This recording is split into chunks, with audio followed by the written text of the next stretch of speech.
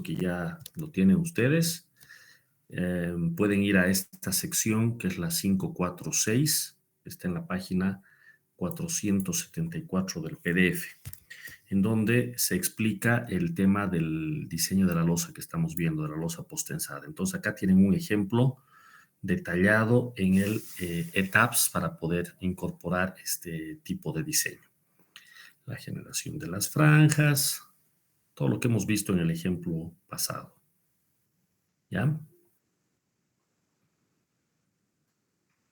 Cada una de las franjas de diseño y la incorporación de los tendones. Fíjense, aquí se hace por zonas en este ejemplo. ¿Sí? Lo correcto es cubrir toda la losa para que se pueda analizar la totalidad del peso de la losa. Acá no funciona solamente definir unas cuantas franjas. Entonces, tienen aquí el ejemplo. Con esto ya definitivamente todos tendrían que poder generar el ejercicio, resolver el ejercicio que les he dejado de tarea. Ahí están las bandas, los torones puestos en banda en un sentido y seguramente el distribuido irá en el otro. Y aquí está la geometría que esta mañana habíamos visto. Esto puede ocurrir en algún caso. Siempre es posible corregir la geometría de la parábola. Acá, por ejemplo, hay un tramo que no se ve bien, al parecer se ha salido de la sección, esto hay que corregir, etcétera, ¿no? Entonces, como les he mostrado en el programa antes de la pausa, esto se puede ir corrigiendo hasta que quede lo mejor posible. Esta es claramente una buena versión del diseño. Aquí quizás lo que habría que hacer es corregir un poco este punto de anclaje que ha quedado muy, muy arriba, tiene que estar justo en el centro de la sección. Pero el resto ya se ve bien en este ejemplo. Ahí está, ve, aquí ya se ha corregido esa situación. ¿De acuerdo? Entonces, esta geometría es importante chequear en todos los elementos tendón del programa. Que todos los perfiles estén bien, tengan esta forma de parábola y contraparábola. ¿De acuerdo? El resto es simplemente una explicación en el texto de todo lo que ya hemos visto antes de la pausa. ¿De acuerdo? Vamos a ver si tenemos algo de resultados más aquí. Es un texto, como les he comentado, muy, muy en detalle, esta descripción que se ha presentado hace un par de años para esta materia. Muy, muy a detalle, con todo lo que ustedes necesitan saber. Entonces, con esto más complementando, nadie debería tener dificultad para generar el ejercicio que está planteado. Vamos a ver.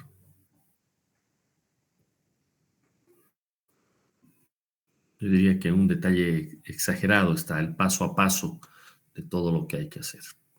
Bueno, entonces con esto nosotros estaríamos finalizando esta parte referida a la losa y podríamos pasar ya a lo que es el tema de la carga lateral, que es el segundo tema y más amplio de este curso, ¿ya? Si alguien quiere hacer una última consulta o acotación sobre la parte del posttensado, puede hacerlo ahora. Caso contrario, pasamos a avanzar lo que ya es la carga lateral. Y una pregunta. Sí, adelante. Digamos, si tenemos un muro de corte, ¿no crearía problemas, digamos, por lo que es muy rígido, muro de corte, digamos, al usar los potenciados? No, de hecho, la losa posttensada es bastante rígida también y transmite unos momentos hacia, en este caso, el muro, ¿no? Entonces,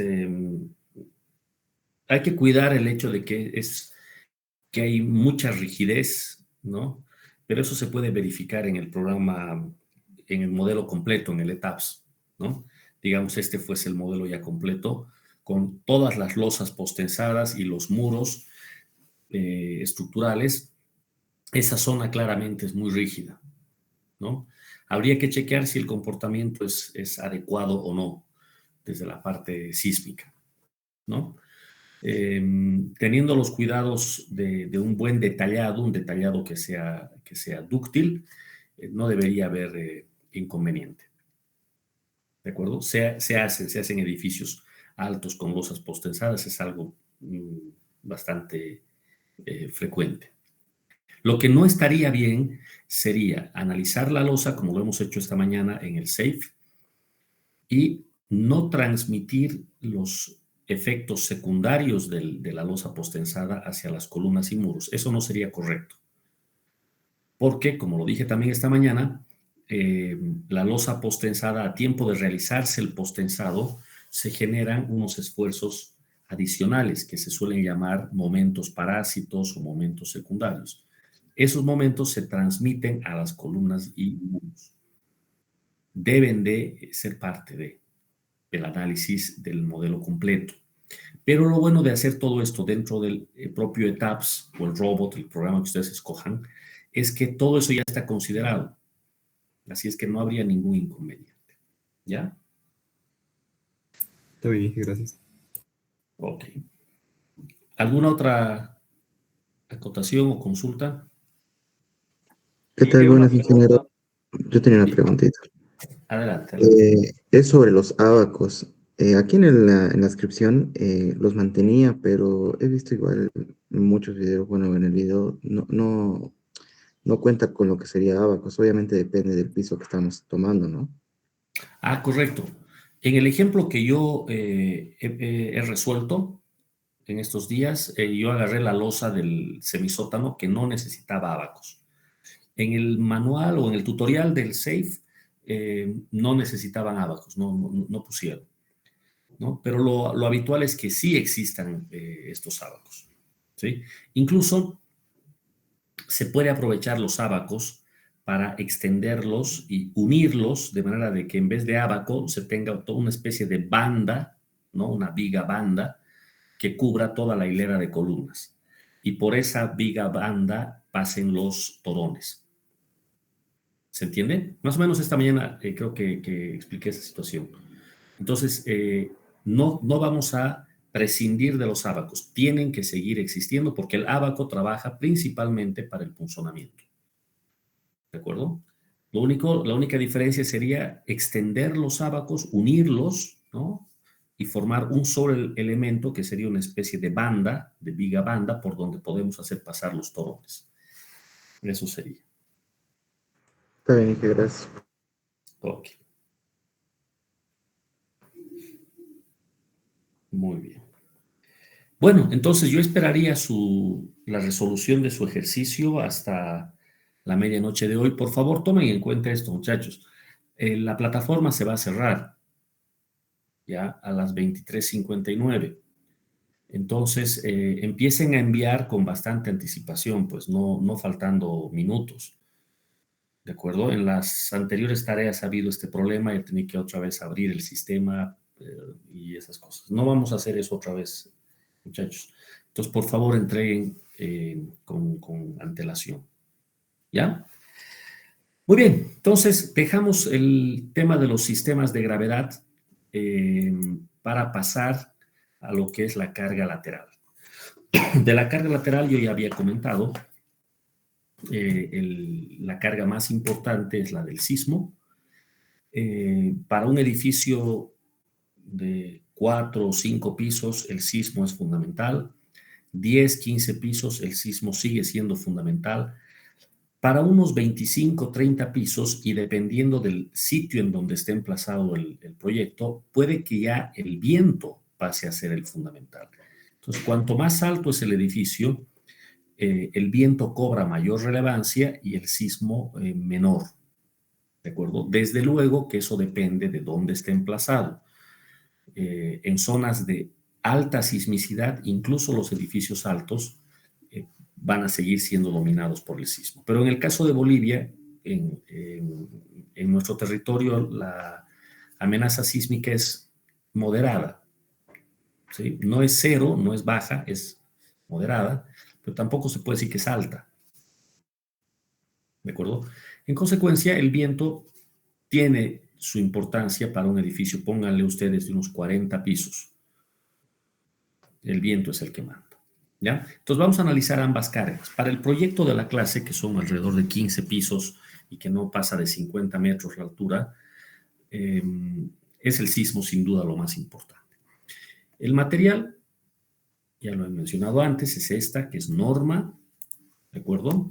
La norma boliviana de diseño sísmico, y ahora vamos a ir a analizarla con cierto detalle. Algunas cosas que quiero ir destacando. Primero, no está en contraposición a la norma boliviana del hormigón, sino que trabaja en conjunto. ¿De acuerdo? Segundo, la norma está referida a edificios, principalmente. Todo tipo de edificios. Lo que no está contemplado aquí es puentes. ¿De acuerdo? Presas. No están contemplados. ¿Ya? Túneles, tanques, etcétera. Entonces, si a ustedes les toca diseñar un puente y alguien les pide que sea el diseño sísmico, por el momento la norma boliviana no existe para esto y habrá que utilizar alguna norma del exterior. Volviendo al tema de los edificios, con tal que tengan más de 10 metros de altura desde el nivel del terreno, entonces tiene que ser diseñado a sismo, de manera obligatoria. Los edificios de menos de 10 metros pueden, como no, ser diseñados a sismo. Noten que un entrepiso típico es de 3 metros. Entonces, 10 metros de altura podría ser un edificio de 3 pisos o de 2 pisos, en algún caso. O sea, aquí entran las casas. Una casa en condominio, una casa relativamente, una casa nueva, pues estaría diseñando recién. Tendría que ser diseñada a sismo si es que el municipio, la jurisdicción se lo exige o el usuario, el dueño lo necesita, que puede ser también, pero no está obligado.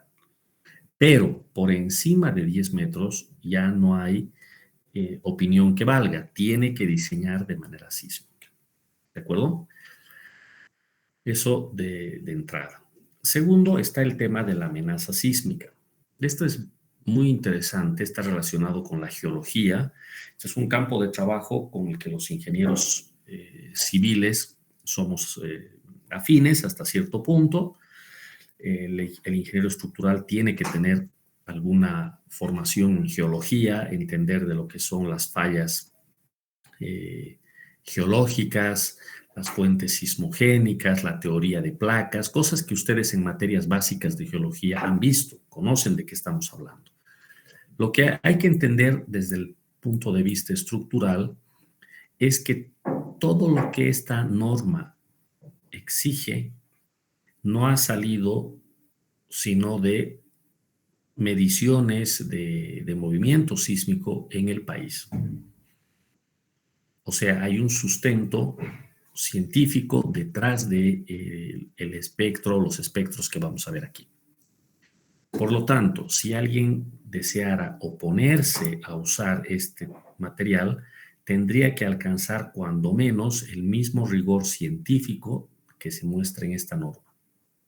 Esto lo aclaro porque no son pocos los ingenieros, principalmente ingenieros, digamos, que ya llevan varios años ejerciendo la profesión, de los más antiguos, y algunos de los nuevos también, que se oponen a esta norma. Primero, no tiene sentido oponerse porque la norma ya es oficial y mandatoria, y las normas no se discuten, se cumplen.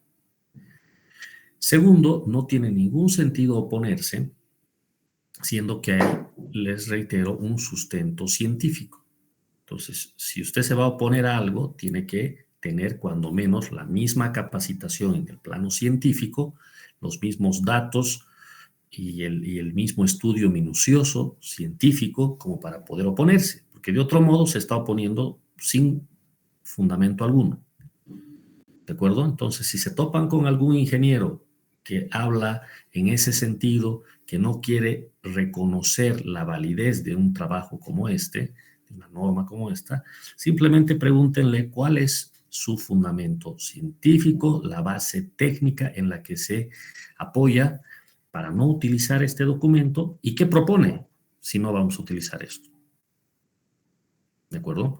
Eso es muy importante. Han habido trabajos posteriores a esta norma, principalmente en nivel de posgraduación en el país, ingenieros jóvenes que están haciendo una maestría, por ejemplo, que escogen como investigación trabajar sobre este material, pero no con el fin de oponerse, sino de mejorarlo. Y eso está muy bien. Eso está muy, pero muy bien. Entonces, con esa aclaración, fíjense, aquí tenemos muchos, cada uno de estos puntos que ven acá son un registro. En Bolivia, ustedes saben, los datos sísmicos son administrados por el Observatorio de San Calixto, que si bien tiene su sede en La Paz, pues tiene una red de monitoreo en todo el país, de manera que se puede pues, tener información de todo nuestro territorio en cuanto haya algún movimiento sísmico. Entonces, la mayoría de los sismos son superficiales, también se llaman estos corticales, como se ve acá, vean, en buena parte del territorio boliviano. Luego están los sismos intermedios. La diferencia entre un cortical y un intermedio es la profundidad a la cual se da la falla, ¿no? O se da la sacudida, básicamente, ¿sí? Ese es el sismo. Un sismo intermedio es entonces más profundo, ¿de acuerdo? Y si la fuente sismogénica es aún más profundo, se habla de una fuente de subducción, pues en este caso el sismo recibe esa denominación, profundo. Vean ustedes que los sismos profundos están principalmente por la zona oriental de la cordillera oriental de Bolivia, mientras que los sismos intermedios están en el altiplano, básicamente entre las dos cordilleras que recorren nuestro país. Mientras que los corticales, pues como que ocupan todo, tanto dentro de o sea, el interior de las cordilleras como por fuera, y con una mayor densidad en el subandino, en el flanco oriental de la cordillera oriental, donde estaría Cochabamba, básicamente. También tenemos algunas fuentes lejanas o sismos o externas, porque lógicamente los sismos no entienden de fronteras de países. Entonces hay sacudidas sísmicas en países vecinos que eventualmente se sienten en las ciudades ya pobladas de Bolivia, ¿no? Bueno, entonces, ¿qué se ha hecho con esa cantidad de datos? ¿Sí? Son como 100 años de datos, de observaciones. Pues se ha hecho estadística, se ha hecho un tratamiento probabilístico, se han hecho clasificaciones de zonas considerando el tipo de fuente sismogénica y la probabilidad de ocurrencia. Y como resultado de todo este trabajo probabilístico, científico, es que se ha generado un mapa, que es el que tenemos acá, que recibe el nombre de Mapa Probabilístico de Amenaza Sísmica para Bolivia. Este tiene un periodo de retorno de 475 años. ¿Qué cosa es un periodo de retorno? ¿Me pueden decir?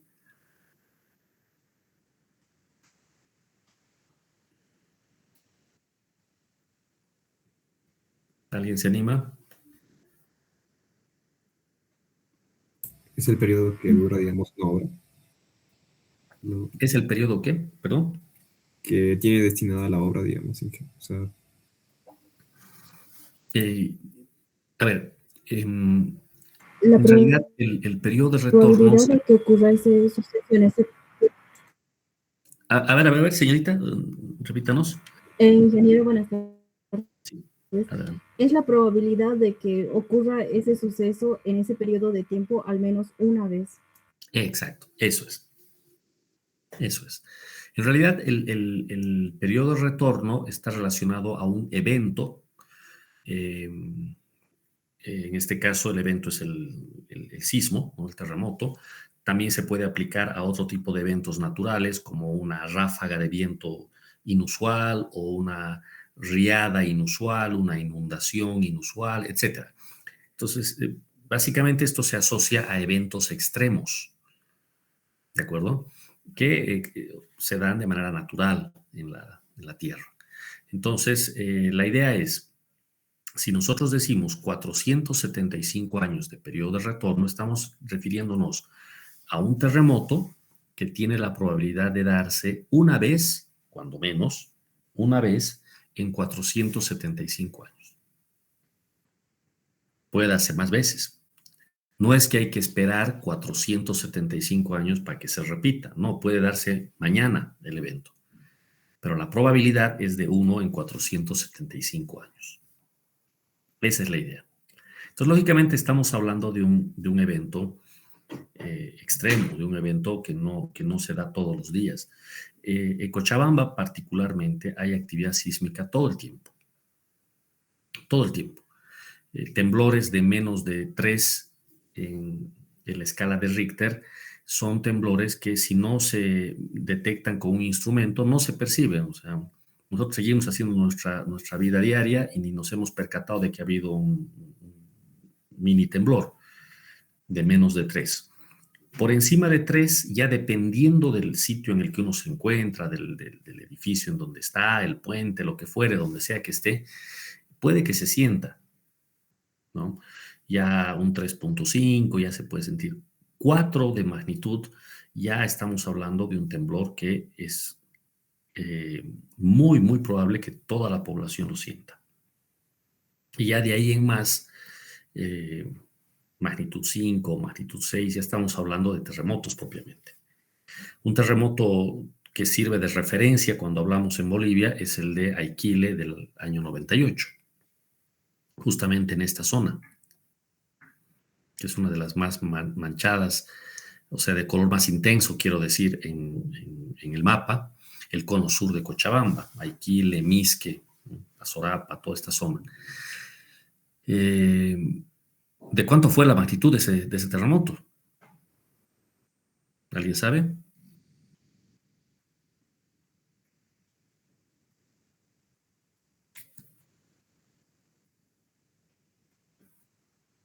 ¿No? Pueden hacer una búsqueda rápido mientras están conectados en línea, pero fue poco más de 6 la magnitud y ocasionó destrozos importantes. En Aquile, bueno, en ese momento no había edificios que se pudieran caer, pero sí había muchas casas, muchas de ellas hechas de adobe o materiales que de ninguna manera estaban hechas para resistir una sacudida sísmica tan fuerte. Y pues 6.6 dicen, ingeniero. Eso, 6.6. Ahí está. Es bastante, bastante intenso. Es una magnitud muy alta. ¿De acuerdo?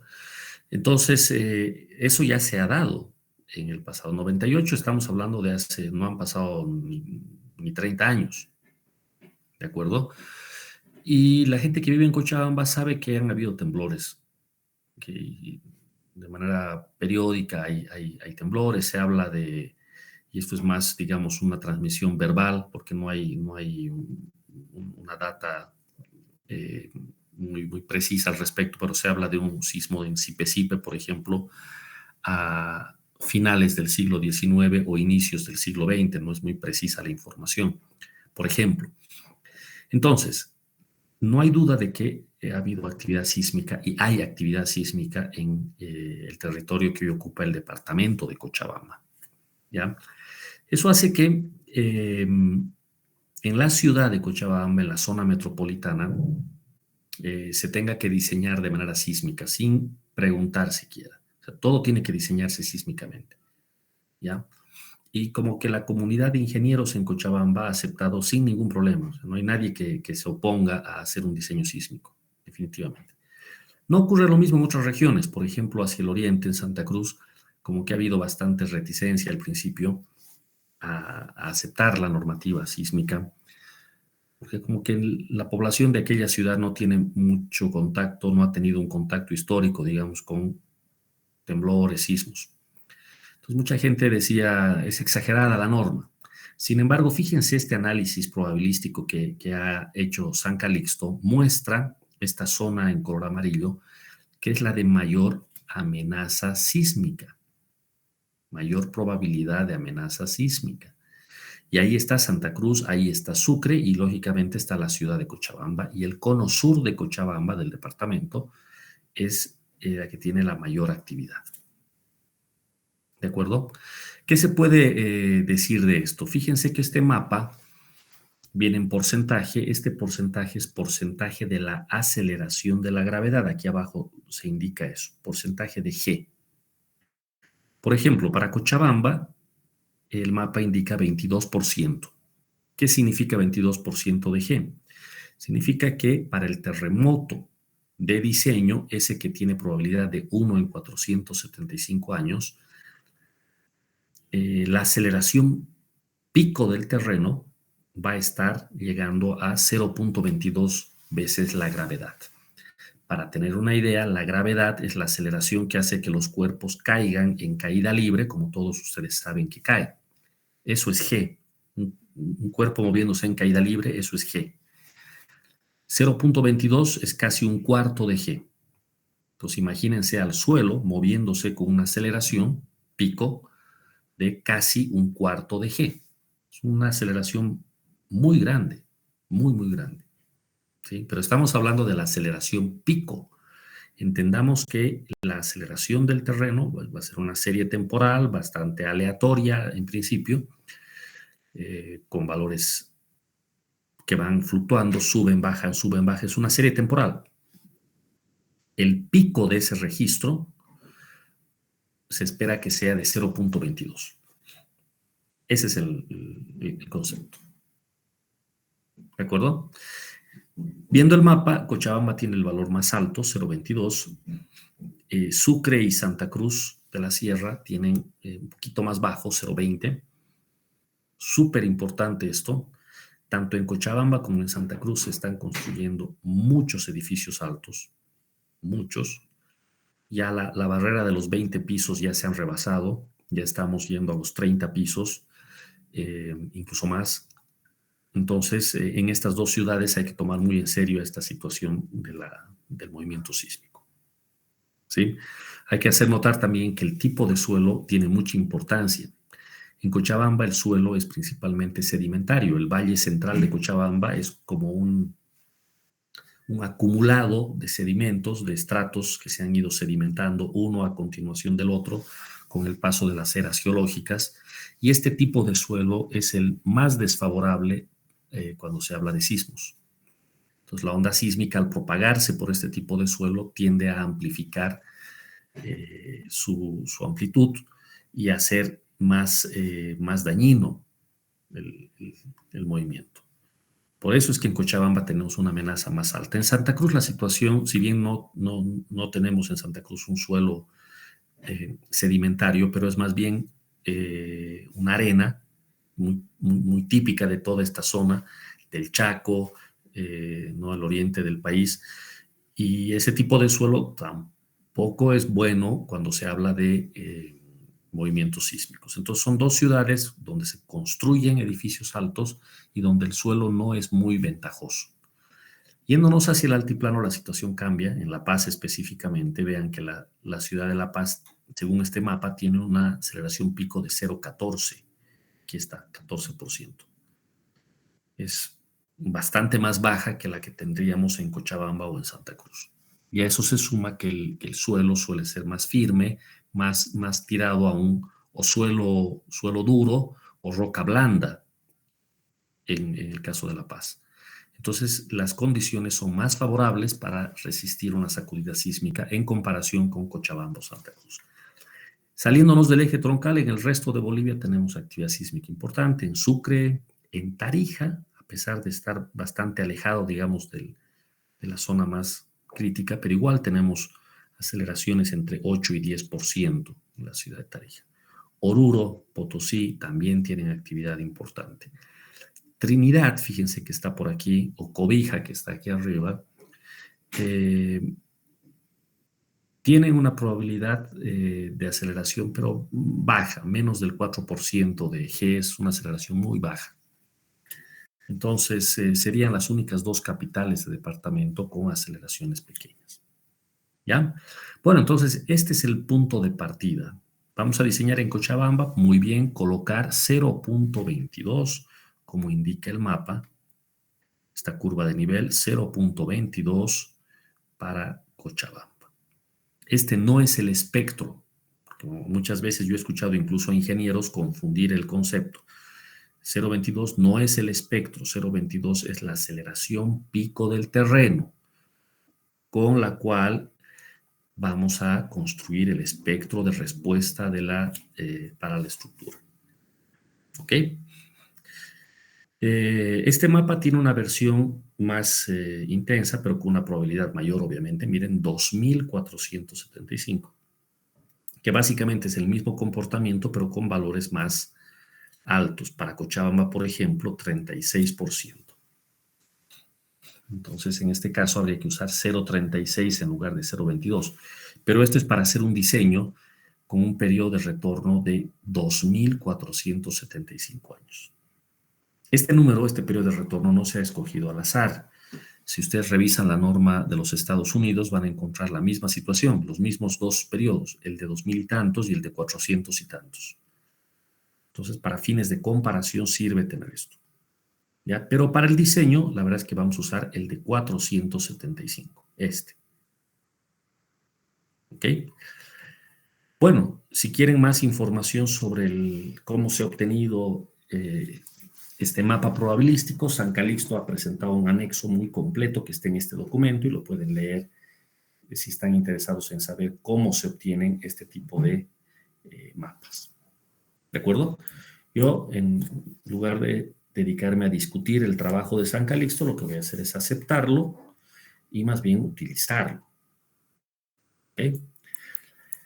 Bueno, ahí está. El siguiente título, tiene que ver con los suelos, el tipo de suelo, y ahí está la descripción de cada uno de estos tipos. ¿Qué tipo de suelo habíamos dicho para el proyecto? A ver, vayan revisando, por favor.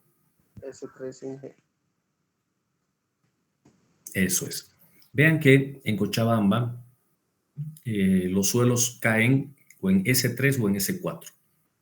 S3 es un mejor suelo, es un suelo rígido. S4 es blando. Y los S0, 1 y 2 son roca. Roca dura, roca simplemente, o roca blanda, o suelo muy rígido. Ahora, ¿cómo se hace la clasificación? Hay que hacer estudios geotécnicos que van más allá de un simple SPT. ¿De acuerdo? Hay que trabajar con algún ensayo de propagación de ondas de corte, ver la velocidad de propagación. Una velocidad muy grande implica un suelo muy competente, básicamente una roca dura, más de 1500 metros sobre segundo. Para la velocidad de propagación de una onda de corte significa que es una roca dura. Si baja la velocidad de 760 a 1500, es una roca simplemente, suelo S1. Si baja hasta 370 metros segundo, ya es una roca blanda o un suelo muy rígido, S2. A partir del suelo S3 ya no se habla de roca, es un suelo. Las velocidades de propagación llegan a estar hasta 180, su valor más bajo. ¿Sí? Entonces ya en este tipo de suelo ya se puede hacer ensayos de penetración estándar, medir el número de golpes entre 15 y 50 para el N60, implicaría un suelo S3. Y en el caso de los suelos cohesivos, que es lo más frecuente encontrar en Cochabamba, además hay que hacer un ensayo de resistencia en condiciones no drenadas, resistencia al corte en condiciones no drenadas. Para que el suelo sea S3, su resistencia al corte SU debería estar entre 50 y 100 kilopascales. Esa es la idea.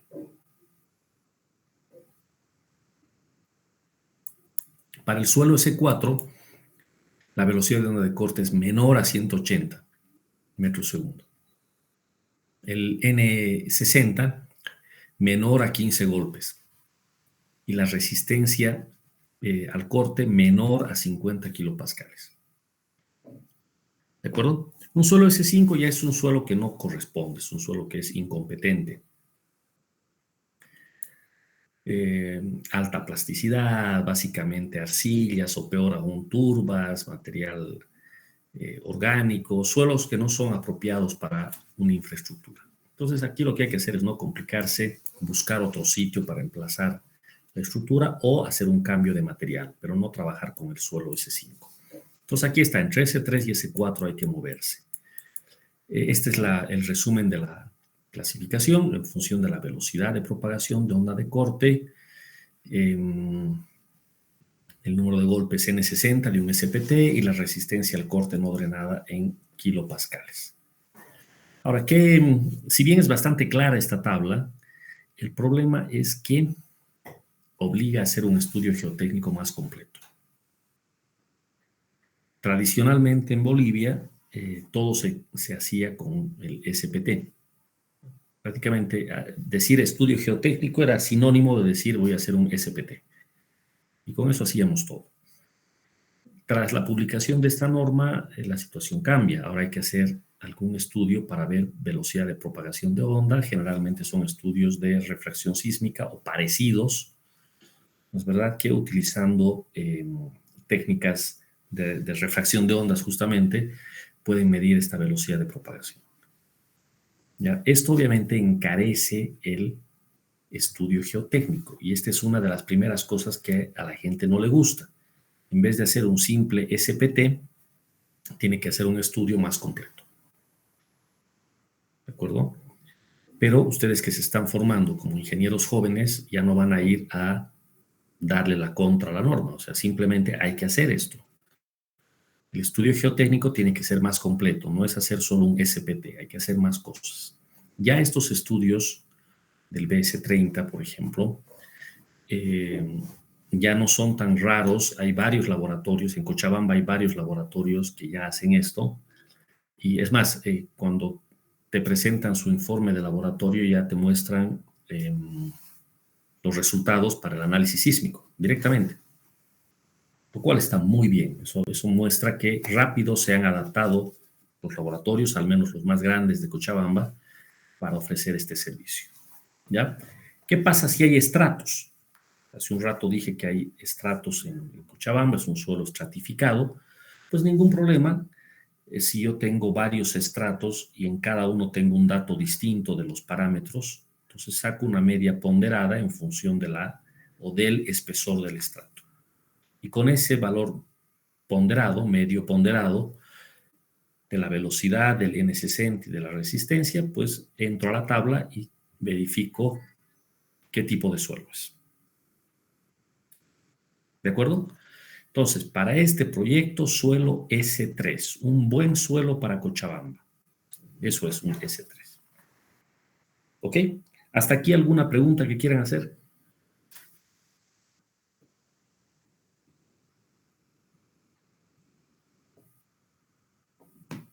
Perfecto. Generalmente cuando yo doy esta charla ya con ingenieros que llevan años trabajando, aquí es donde nos detenemos porque, como les digo, como que no agrada mucho esto de ponerse a hacer un estudio de suelos más completo de lo que antes se hacía, ¿no? Pero es importante hacerlo así. Es más, sigue siendo un estudio de suelos muy, muy reducido, muy moderado, lo que se está pidiendo ahora. Bueno, a continuación hay que calcular unos factores que en la norma se denotan por FA y FB. Sus nombres completos son coeficiente de sitio de periodo corto, FA, y coeficiente de sitio de periodo largo, FB.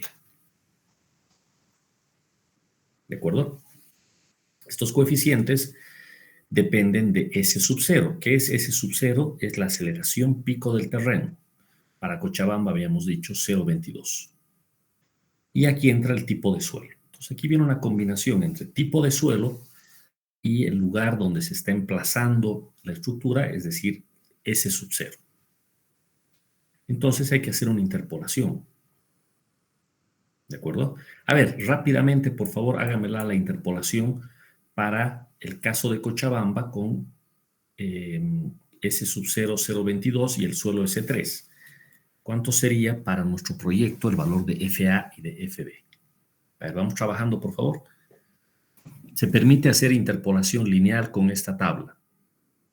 Fíjense que S sub 0 aquí tiene 0,20 y aquí tiene 0,26. En medio de esto tiene que estar Y el S3 está aquí entre 1,2 y 1,1. Por aquí tiene que estar nuestro El FA 1.17 sale. 1.17. Me voy a Y tratar de... el FB sale 1.89. Perfecto. Me voy a anotar por aquí. Un segundito.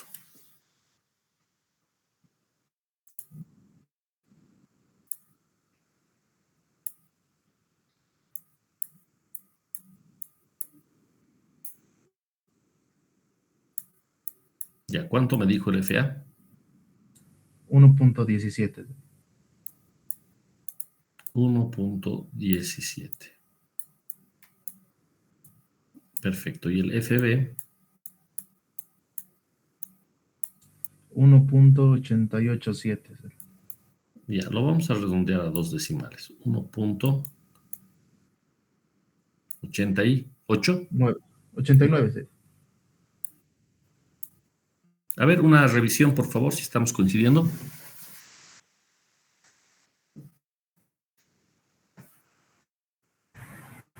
El FA sí me sale lo mismo, Inge. Sale lo mismo entonces. Perfecto.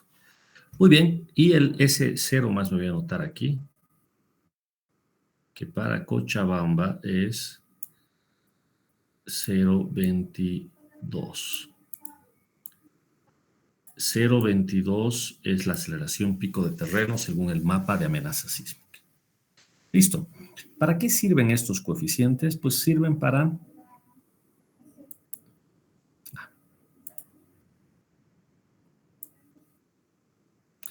Sirve para hacer una corrección en el espectro, ya sea haciéndolo más intenso o menos intenso según sea el caso, ya que el escenario de partida es la roca dura. ¿Sí? Entonces, para ese escenario es que se tiene el espectro originalmente. Si no se trata de ese suelo, entonces hay que hacer unas correcciones. El FA corrige la parte en donde la aceleración es importante y el FB donde la velocidad, de ahí viene el nombre. FA y FB, de aceleración y de velocidad, coeficientes relacionados con el tipo de suelo. ¿Listo? Muy bien. Entonces ahí está, el FB. Esta es la tablita. Hay un efecto importante que es el de la topografía. Esto se ha extraído de la norma francesa. Voy a yo obviar esto, sin embargo, solo para que tengan una idea, cuando hay cambio de pendiente, la onda sísmica se propaga con una mayor intensidad y esto hay que tomar en cuenta. O sea, es más vulnerable el edificio si se encuentra en un cambio de pendiente. No es muy frecuente que esto ocurra en Cochabamba, pero sí puede darse. Por ejemplo, y llegando a la circunvalación en Cochabamba, pues ya estamos en plena subida hacia la cordillera y cualquier edificio que se encuentre ahí, por ejemplo, a ver, ubiquen ustedes la calle Atahualpa, la que sale de la rotonda de Calacala, por ejemplo, o cualquier otra de estas calles o avenidas que suben que ya empiezan a la subida a la cordillera, rumbo a la circunvalación o más allá de ella, tenemos pendiente. Y en cuanto haya cambio de pendiente, tenemos problemas con la topografía. ¿De acuerdo? Entonces hay que mayorar la acción sísmica debido a la topografía. El valor de mayoración es tau y lo máximo que puede valer tau es 1.40. O sea, por cambios bruscos de pendiente se puede llegar a mayorar hasta un 40% la acción sísmica. No entro en más detalle, es bastante clara la explicación de esta figura en la norma, por si alguna vez se les presenta un problema en pendiente. En La Paz, en Sucre, es muy frecuente tener cambios de pendiente. Entonces ahí sí aplica con mayor razón. ¿Listo? Bueno, en lo que hace a la clasificación de las estructuras propiamente, ya estamos en el título 4. Vean ustedes cuán ágil es el pasar de capítulo a capítulo en esta norma. No es un libro de texto, este no es un libro para aprender una materia, es una norma. Entonces simplemente dice lo que hay que hacer, sin mucho detalle. haga esto, luego esto y luego esto, nada más. Entonces, acá, por ejemplo, en la clasificación de las estructuras, se pide incorporar un factor de importancia por tipos, tipo 4, 3, 2 o 1. Para tener una idea, el tipo 4 es el de mayor importancia. El factor de importancia es 1.5. ¿Cómo se interpreta esto? 1.5 significa una mayoración del 50% de la acción sísmica. Entonces, cuando estemos calculando la acción sísmica, si la importancia es 4, lo que vamos a hacer es sobre lo que ha salido le vamos a mayorar al 50%. O sea, es una mayoración enorme. Ahora, ¿qué tipo de estructura tiene que ser para caer en la categoría tipo 4? Pues principalmente edificios gubernamentales. Por ejemplo, el Palacio de Gobierno en La Paz. Sin lugar a dudas, tiene que ser un edificio tipo 4. Imagínense, es un edificio bastante alto. Entonces, desde ya tiene que ser un edificio tipo 4. Cualquier otro tipo de edificio de gobierno, de utilidad pública, central eléctrica, radioemisora, canal de televisión, etcétera, todos son tipo 4. Tipo 3 es una importancia menor, pero sigue siendo una importancia considerable. En general, cualquier sitio donde se aglomere mucha gente, bibliotecas, museos, templos, estadios, pónganse que hay que diseñar un nuevo estadio como el Félix Capriles o un coliseo, tipo 3. Graderías, todo tipo de graderías. Instituciones educativas, esto incluye escuelas, parvularios, universidades.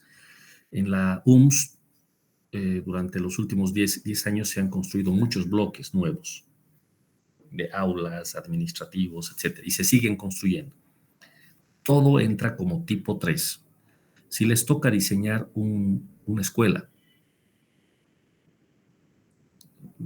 hay muchos proyectos que salen de este estilo. Remodelación de la escuela tantos, o directamente construcción de la nueva escuela tantos, o de un bloque universitario, tipo 3. El tipo 3 indica mayoración de 30%, 1.3. Es grande esta mayoración. O sea, sobre la acción sísmica que vamos a calcular, vamos a excedernos en un 30%. ¿Por qué? Porque la importancia lo amerita.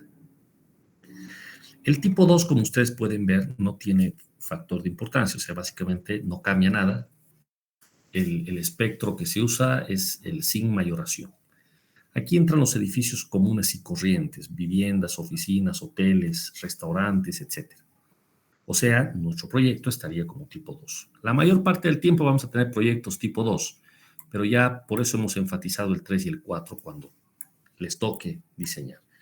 Ahora, el tipo 1 son construcciones pequeñas, generalmente no están destinadas a la habitación. Quizás el mejor ejemplo es la caseta del guardia, del portero, del guardia de seguridad de un edificio, de un condominio, de lo que fuere. Esa caseta es importante porque ahí está una persona, y eso es suficiente razón para que sea importante. Pero obviamente no se puede comparar con un edificio en donde van a vivir muchas familias, una centena de personas o 2 o 3 centenas de personas, comparado con la caseta donde hay una sola persona. Entonces el tipo 1 se ha dejado abierto a criterio, ¿sí? El ingeniero puede poner factor 1 simplemente o puede reducirlo 0.8, 0.7, etc. Hubo un tiempo en el que aquí se ponía 0, importancia 0, pero eso es primero un poco inapropiado, porque no puede ser importancia 0 si hay una persona que está ocupando una caseta, por ejemplo. Eso no es correcto. Incluso si no ocupa ni una sola persona el ambiente, tal vez es un galpón donde hay mercadería, y si el sismo hace que colapse el galpón, no se puede decir que su importancia es 0, tiene una importancia grande. Entonces, esto se ha dejado a criterio del ingeniero proyectista. ¿Cuánto va a poner según el caso en particular? ¿Listo? Entonces, lo más importante es recordar mayoración de 50%, 30% para las importancias 4 y 3, o 1, es decir, sin mayoración para la mayor parte de los casos. tipo 2. Bien, finalmente ya vamos aterrizando en lo que es la parte estructural netamente. Aquí entra la categoría de diseño sísmico. Hay dos tablas, la 6 y la 7. A la 6 ingresamos con FA y S0 y a la 7 con FB y S0. Entonces recuerden estos tres parámetros de partida a nuestro proyecto FA, FB y S sub 0. Con esto entramos a estas dos tablas para hacer ¿qué cosa? Para clasificar la estructura en una categoría de diseño sísmico o CDS. Esa categoría puede ser A, B, C o D. ¿De acuerdo? En donde A, anótense, significa sin provisiones sísmicas. O sea, A es sin sismo. B es con un sismo moderado. En términos de detallado, de detalle de armado, ese detallado es el menos exigente de los sísmicos. Suele llamarse al B detallado ordinario. El C es un caso intermedio, de hecho se llama así, detallado intermedio. ¿De acuerdo? Y el D es un caso muy bien armado, es un armado diferente de lo habitual, por eso se llama armado especial o detallado especial. Entonces ahí están las cuatro categorías. A, sin sismo, básicamente. B, ordinario, sismo muy bajo. C, sismo intermedio. Y D, sismo muy alto, que obliga a hacer un detalle especial. A ver, con base en los datos FA, FB, S0, díganme qué tipo de estructura llega a ser Cochabamba. O sea, nuestro proyecto, quiero decir, porque esto no es para una locación, es para nuestro proyecto. A ver, vamos a tomarnos un par de minutos para chequear esto, por favor. Quisiera que todo el curso, ya a partir de aquí necesito que haya un poquito más de participación, por favor. Categoría sísmica, vean, aquí tenemos 4 alternativas, aquí abajo también, y el tipo de estructura para dar la categoría que puede ser A, B, C o D. ¿Listo? Espero un par de minutos y espero sus opiniones, por favor, de categoría.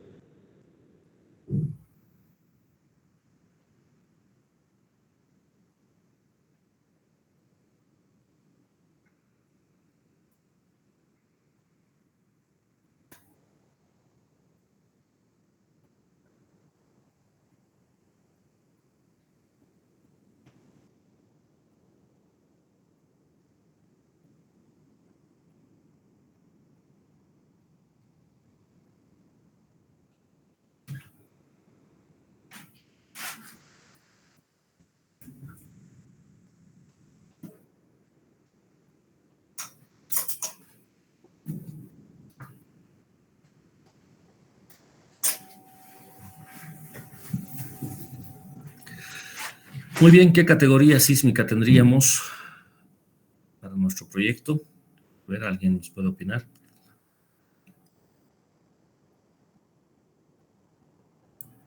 D de ingeniero. ¿Cuál sería, perdón?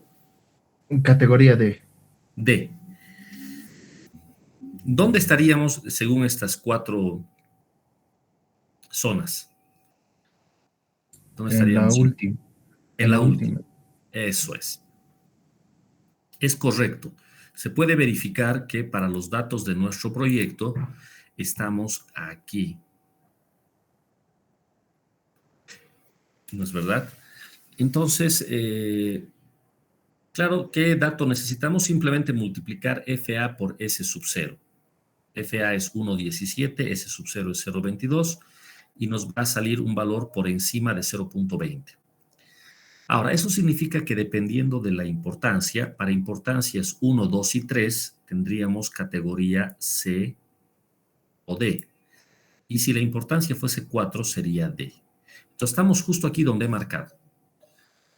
¿De acuerdo? Porque habíamos hecho notar que nuestro proyecto es importancia 2. ¿No es verdad? Entonces, estaríamos aquí. Ahora, esto es un poco raro. Generalmente para un ingeniero proyectista, es más sencillo que la norma le diga, usted use o uno o el otro, y no que le dé la chance de usar ambos, porque básicamente eso es lo que le está diciendo acá. Puede usar categoría C, pero también puede usar categoría D. ¿No es verdad? ¿Y ahora qué hago? ¿No? Entonces, repito, estas categorías que van de A a D, A significa que no hay provisión sísmica. A, básicamente un diseño a gravedad.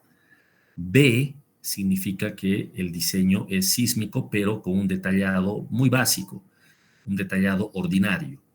C significa sísmico con detallado intermedio. Y D significa sísmico con detallado especial. Es el más exigente de todos los detallados, el D. Entonces aquí yo tengo que escoger entre detallado intermedio, C, o detallado especial, D. Eso es desde el punto de vista de FA. Para FD, a ver nuevamente la pregunta, ¿en qué renglón estamos? En el último también estamos. Eso es. En el caso de Cochabamba, estamos aquí. Hay que multiplicar FD por S0 y sale más de 0,16. Como estoy en tipo 2, otra vez es categoría C o D. Conclusión de este análisis. Tenemos que categorizar a nuestro proyecto, nuestro diseño, ya sea como C, intermedio, o D, especial. Entonces, ¿cuál es la respuesta correcta? Pues la verdad es que no hay una respuesta correcta porque ambas están permitidas por la norma. Entonces, aquí lo que importa es el aspecto económico. El C es más barato, más económico que el D, pero el D nos brinda mayor seguridad ante una sacudida sísmica. Entonces, aquí hay que sopesar la seguridad, ¿no?, con la parte económica. Ahora, no estamos queriendo decir que el C es un edificio que se va a caer al suelo y el D va a permanecer intacto. No es eso. C y D son dos buenos diseños. Ninguno de los dos va a colapsar. Lo que pasa es que el C se va a dañar más. Eso es lo que hay que explicarle al dueño o al que va a poner el dinero para hacer la obra. Diseñar para categoría C significa diseñar un edificio que cuando llegue, si es que llegara el terremoto de diseño, cosa que nadie puede asegurar, pero si es que llegara, el edificio se dañaría de mayor manera que en un diseño D. Eso significa que el que ha diseñado categoría C, tras que pase el terremoto, tiene que hacer más arreglos porque se ha averiado más el edificio. No ha colapsado, pero se ha dañado más. En tanto que el D es un diseño tan bien hecho para un evento sísmico que no debería tener daños demasiado considerables. Entonces hay que hacer menos reparaciones. Entonces aquí hay que jugar con las probabilidades y con, bueno, qué es lo que le interesa más al dueño, al que va a invertir. Decir que su diseño, su edificio es totalmente sismo resistente, o sea, tiene una categoría D, o decir que es seguro ante sismos, pero sabe que si es que llega el terremoto de diseño, pues se va a deformar mucho su edificio, va a quedar inoperable durante un buen tiempo hasta que se pueda hacer las reparaciones, pero en ninguno de los casos se va a venir al suelo el edificio. ¿Ok? ¿Cuál es la recomendación que les solemos hacer? Escoja categoría C. Es preferible. La parte económica es muy importante. Entonces, la recomendación sería, si le dan a escoger al ingeniero, escoger C, un detallado intermedio. ¿De acuerdo? ¿Me entienden esta explicación de la categoría? ¿Hay alguna pregunta?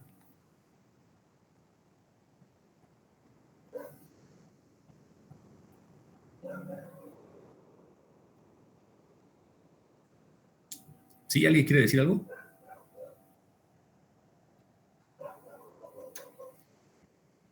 No. Muy bien. Seguimos adelante entonces. Categoría C en nuestro diseño.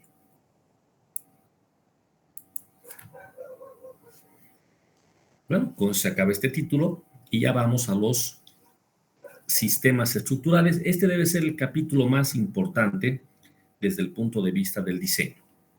¿Ya?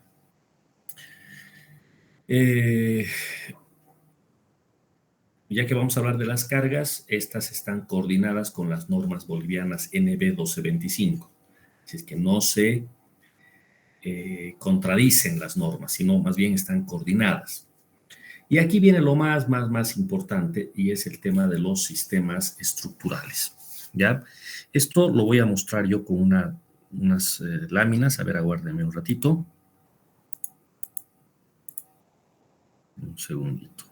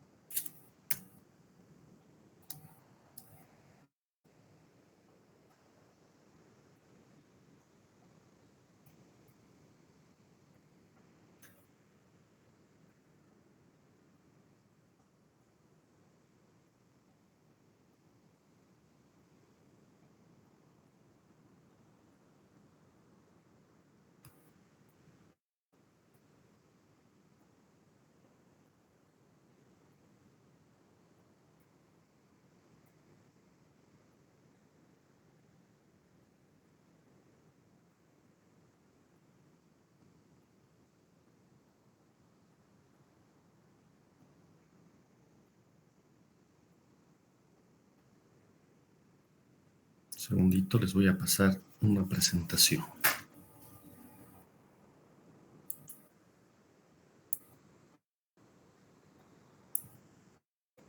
Bueno, como verán, estamos haciendo una revisión más de la parte conceptual ahora, para después poder ir a lo que es ya con más detalle a la parte práctica del programa.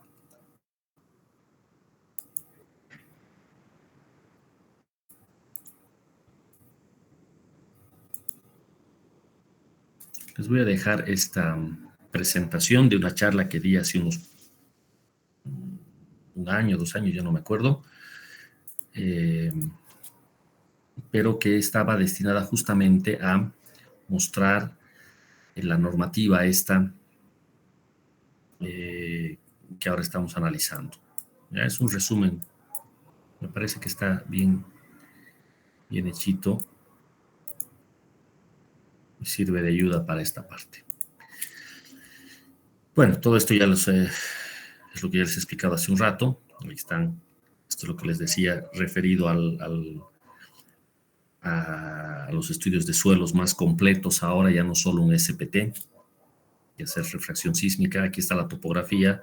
Imagínense si toca construir en laderas, problemas con pendientes. Ahí están los tipos de estructuras, los estadios, un edificio gubernamental, un edificio alto, este edificio de los tiempos, ¿no? En Cochabamba, tipo 2, por muy alto que sea, sigue siendo tipo 2 nomás. Que es un edificio común y corriente. Aquí está la clasificación de las estructuras, que es lo último que estamos viendo, y aquí entraría este asunto de los sistemas estructurales. Aquí en la norma nos hemos quedado justo en esta parte donde entran los sistemas estructurales. Lo voy a mostrar más bien con estas figuras que son más sencillas. ¿De acuerdo? Entonces, cuando hablamos de sistemas estructurales, hay distintos tipos de sistemas, empezando por una simple estructura de hormigón armado basada en pórticos. Es la estructura más económica, más simple, más conocida, no hay muros, y si hay algún muro por ahí, es un muro que no tiene demasiada trascendencia. Básicamente es un sistema basado en pórticos, columnas y vigas. Aquí está una fotografía de una estructura común y corriente de nuestro medio local. ¿De acuerdo? Esta es una estructura de pórtico.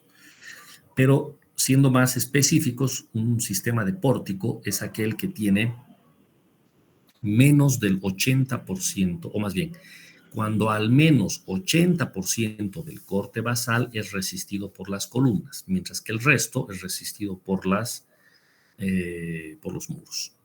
¿Sí? Ahora, esto lo aclaré, es de una charla que di hace un tiempo.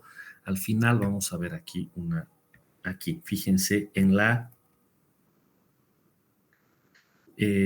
versión ya definitiva, la que se ha publicado en la norma, se ha cambiado el porcentaje a 75. Estas láminas yo las hice cuando estábamos difundiendo la norma y la propuesta original era 80%. O sea que esto no está bien, es 75. ¿Qué significa esto? 75% de la carga lateral es absorbida por columnas y el restante 25% por los muros. Eso es, ¿no?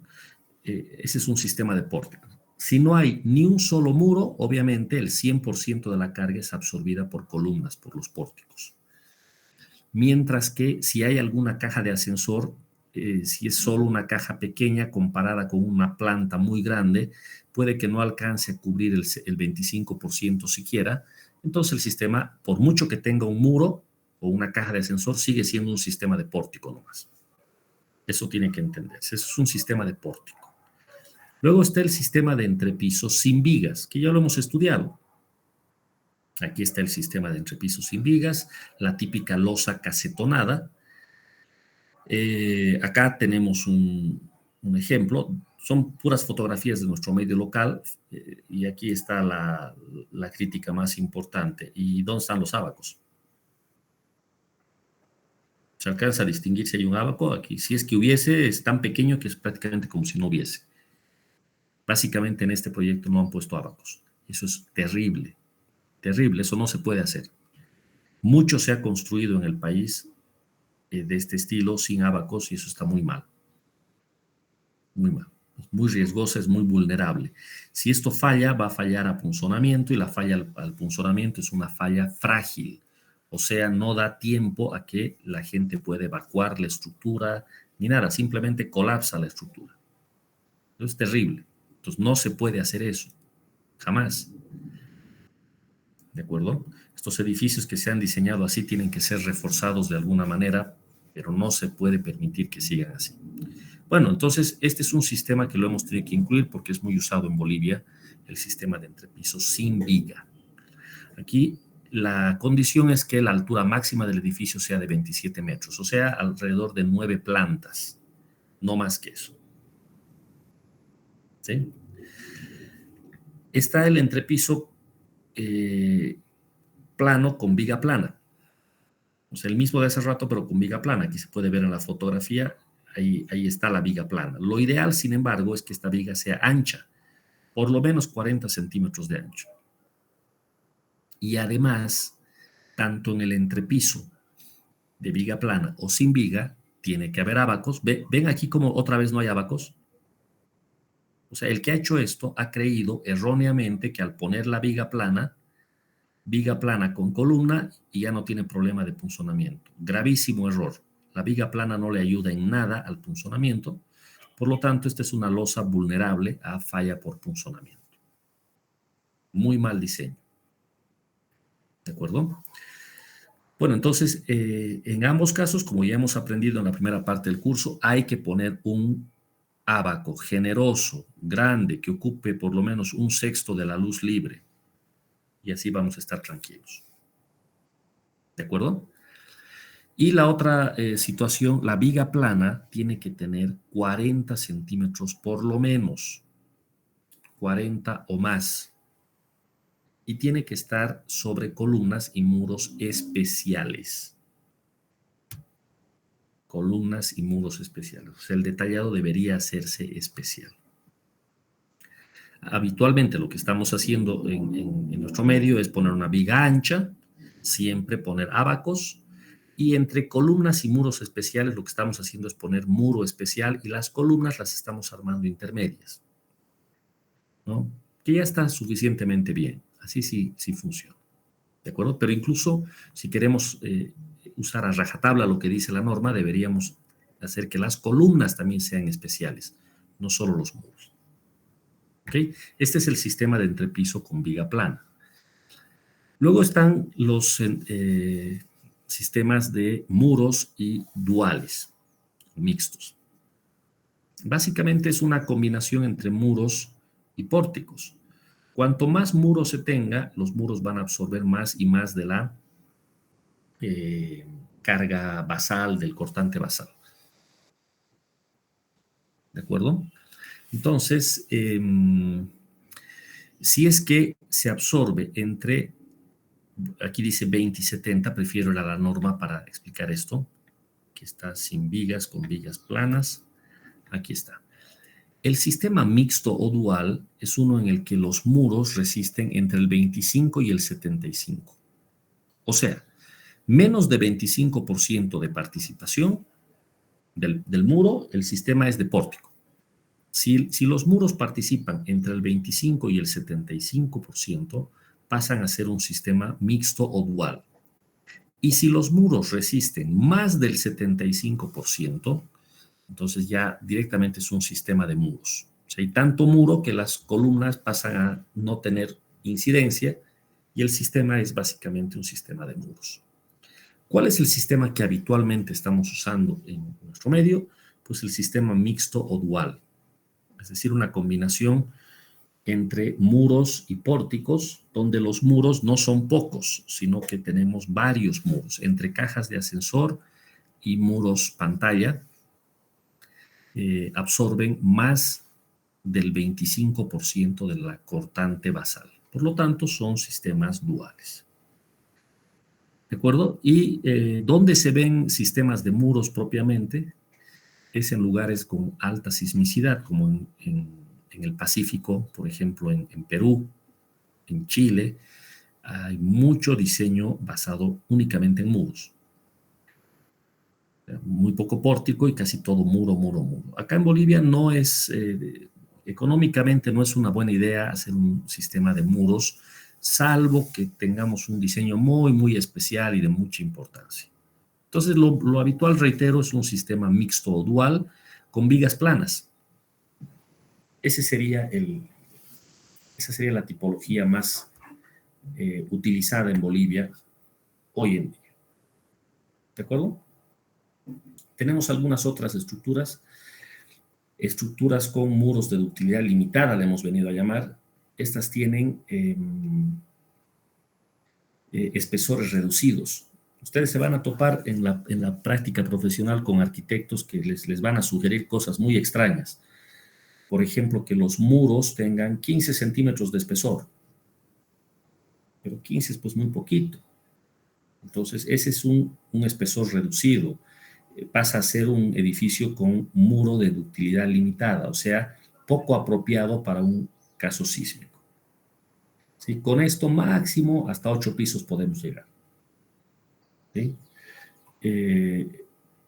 les van a pedir alguna vez, por ejemplo, que las columnas tengan 15 centímetros de lado. Pero ¿y en qué norma se acepta pues, una columna de 15 centímetros? No se puede. Pero muchos arquitectos quieren columnas muy rectangulares, muy delgaditas, para que sus muros divisorios no sobresalgan, ¿no? O para que las columnas, mejor dicho, no sobresalgan de los muros divisorios, ¿no? Pero no corresponde. Esas cosas no deberían de ser, ¿ya? Estructuras de acero, lo voy a saltar porque no tenemos mucho de estructuras de acero. Entonces, básicamente es hormigón. Con esto vamos a la tabla más importante de esta norma, que es la que trae los coeficientes de reducción R, amplificación CD y deriva delta. Con esto voy a terminar esta clase teórico-conceptual que hemos tenido el día de hoy. Esta tabla, la tabla 8, está aquí, y muestra los tres parámetros importantes, el R, el CD y el delta, que son respectivamente el coeficiente de modificación de respuesta, R, el de amplificación de desplazamiento, CD, y la deriva o distorsión máxima, delta, que está aquí.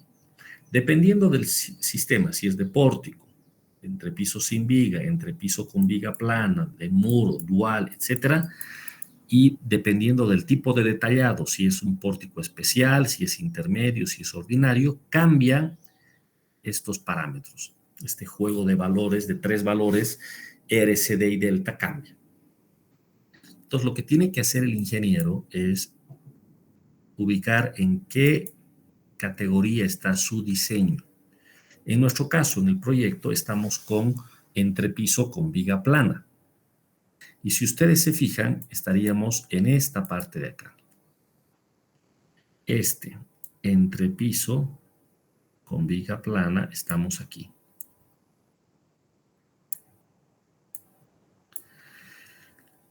Con losa maciza o nervada, en nuestro caso es nervada, bidireccionales, en nuestro caso es bidireccional.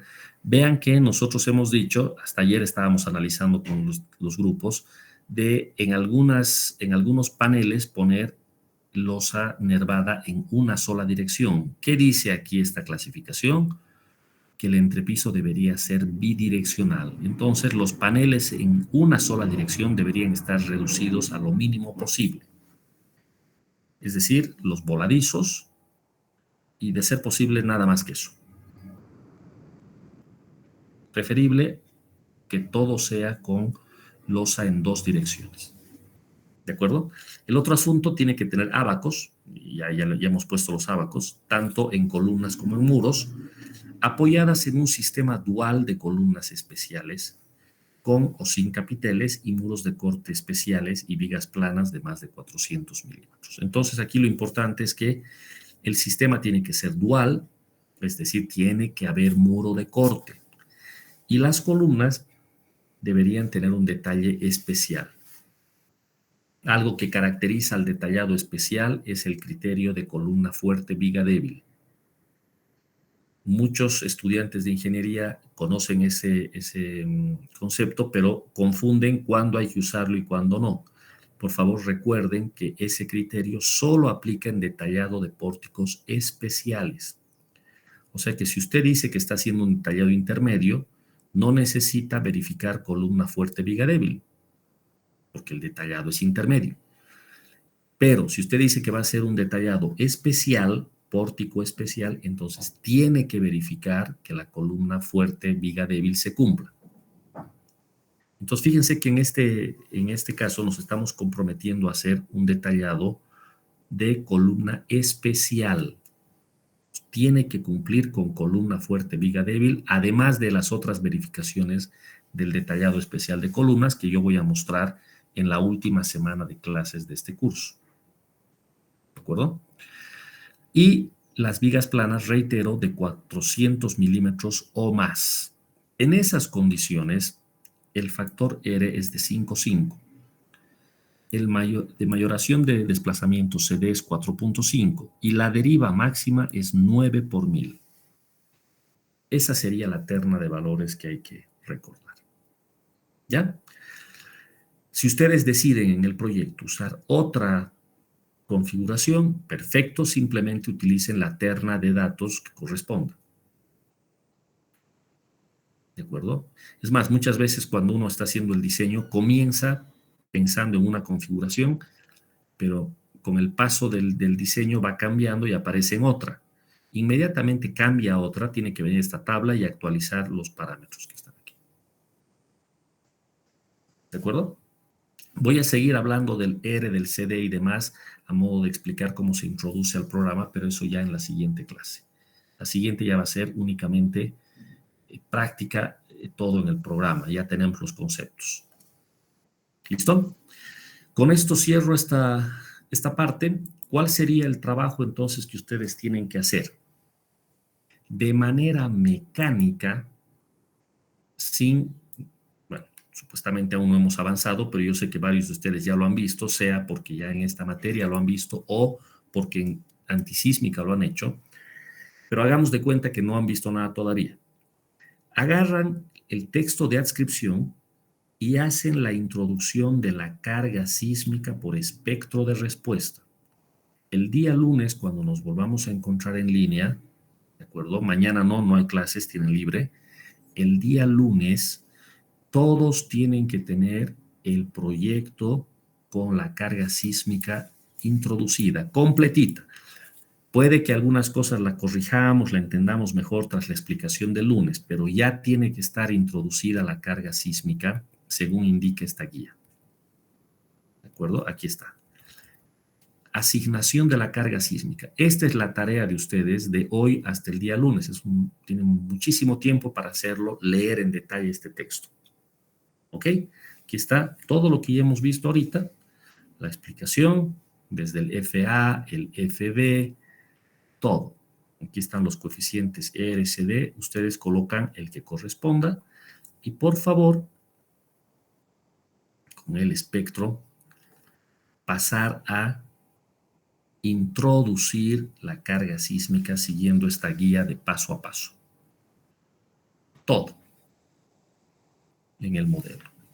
Para que el lunes corramos y empecemos ya a analizar a ver qué pasa con nuestro modelo. ¿Se entiende? Hasta antes de análisis tiempo-historia. Esto no me interesa análisis tiempo-historia porque no es requisito de la norma. Hasta antes de eso. ¿Está bien? ¿Todo el mundo me está entendiendo? ¿Sí? Bueno, jóvenes, eso es todo entonces. Vamos a desconectarnos ahora. Sigan trabajando, no se descuiden. Si terminan de hacer rápido esto, pueden ya ponerse a hacer el detalle de planos de las losas de entrepiso, ganar un poquito de tiempo, porque recuerden que solo hasta el 5 de febrero es el curso y tienen que entregar planos de todo. Entonces ya puede ponerse a hacer eso más. ¿Listo? ¿Alguna pregunta antes de irnos, jóvenes?